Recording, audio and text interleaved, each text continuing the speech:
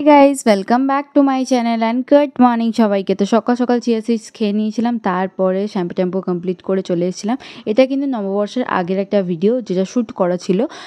সেদিন ছিল একজনের বার্থডে, তো সেই রকম কোনো বার্থডে সেলিব্রেশন কিছু হয়নি, বাট কেন কি আমি যেহেতু কিছু খেতে পারবো না তাই তো নর্মালি হালকা ফুলকা সেলিব্রেশন হয়েছিল। তাই সারাদিনই কী কী করেছি সেটাই তোমাদের সাথে শেয়ার করলাম।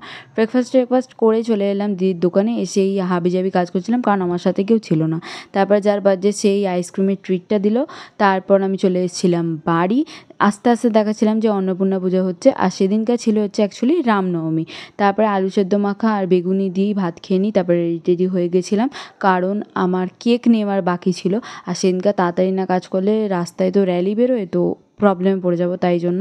তারপরে কেকের দোকানে গিয়ে একটা কেক পছন্দ করলাম, আর কেকটা কিরম হয়েছে অবভিয়াসলি কমেন্টে জানাতে ভুলো না। তারপর সে দিয়েছিল আমাকে একটা অরিও কর্নেটো ট্রিটে, কারণ আমি আর কিছু খেতে পারবো না। তারপরে আস্তে আস্তে দেখছিলাম বিসর্জন হচ্ছিলো অন্নপূর্ণা মায়ের, আর এসে রাত্রে ডিনার করলাম। তো এরকমভাবে সারাদিনটা কাটালাম। That's it.